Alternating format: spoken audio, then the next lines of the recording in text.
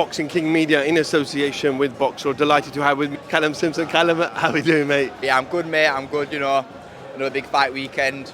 It's come quick since the last one. So yeah, good to be back out so soon, and got another good opponent, another good tough opponent, another good test.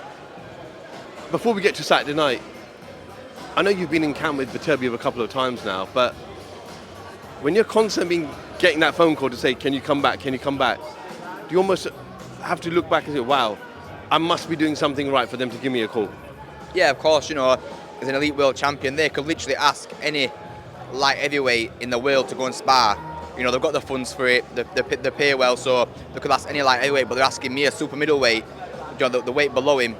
So it just shows, obviously, how well that I'm doing, Break down what a camp is like for an elite fighter like that. So when you go in, how does it work? Do you liaise directly with his coach, his trainer? Just explain the setup. Yeah, so I work directly with Mark Ramsey, who was his head coach of the team. There's about 4 of them in the team. So I work directly, mainly obviously I liaise with him. So we have the set sparring days, but obviously we're free to use the gym whenever we want.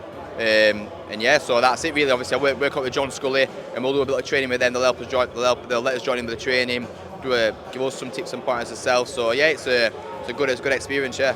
BETERBIEV, when he shows things on his Instagram, he does some insane types of training with his kind of just knuckles and his fingers and stuff like that. Have you ever done anything like that with him, and have you seen that close up? I've not done it with him personally, but I've seen him do it, and then his coach has done some stuff with me. The certain way that he does like press-ups and the hammers and stuff, yeah, there's a lot of different stuff, but yeah, the guy's forearms are the same size as my head, He's very conditioned in unbelievable shape, especially for his age as well. Well, has he ever given you any feedback, BETERBIEV himself? Just say I'm good, I'm fast, just basic stuff really, nothing too much. Expect another call. Obviously, the rescheduled fight with Callum Simpson takes place in January. Callum Smith, sorry. Do you expect another call? Yeah, they've already mentioned it to me about going back out, but I need to see. Well, hopefully after this, I get a good win on Saturday and see where I'm at in my career. Maybe I might be fighting December, hopefully.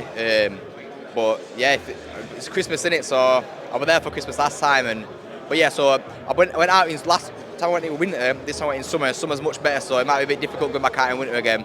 But obviously I need to focus on my career. But if everything fits into place, it'd be a good opportunity again to go out there and get some more good work in. I just spoke to Johnny Nelson. I said, Sky are really pushing people the likes of Adam Azim, the likes of Ben Whittaker. But I said, can Callum Simpson be that dark horse, the guy from Barnsley that people were talking about, but was a free agent, didn't have a TV contract, but could he be the one that shines above everybody else? He goes, why not? He goes, he's got so much talent and he's impressed with what he's seen so far. Yeah, I believe so. Obviously I agree with him, and I feel like every fight I've had with, especially with Boxer as well, before that and with Boxer, I'm proving that, I'm an exciting fighter to watch, and I feel like, I'm always trying to make the effort to get to the shows, get to the Sky show, get my face around, and make effort to have a good presence as well.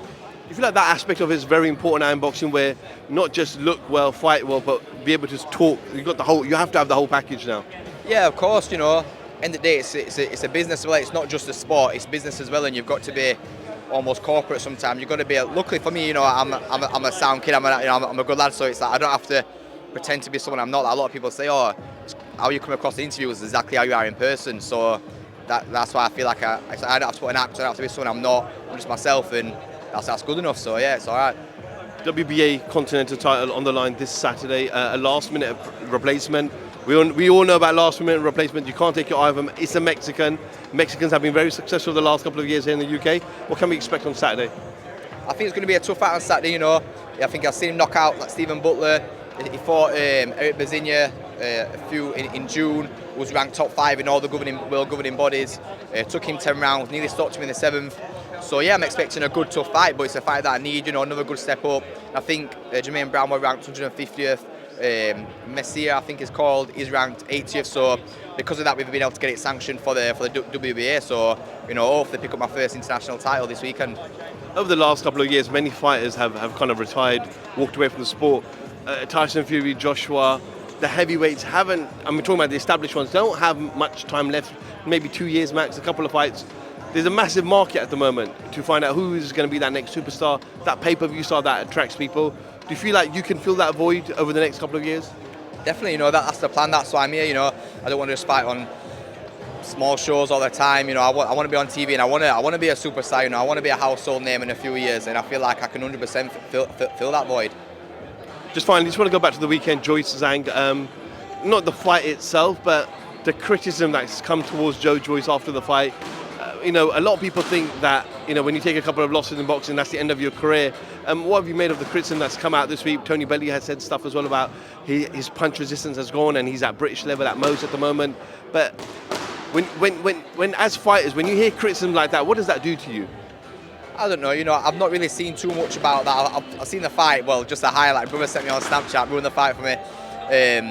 But yeah, I think when it's coming from a boxer, you know, you can get their perspective. Like Tony Bellew, he's coming from a boxer's perspective, and I think he's 38 now, so you can see both sides of the argument. But at the end of the day, the only person that knows if Joyce can carry on or should retire is Joyce.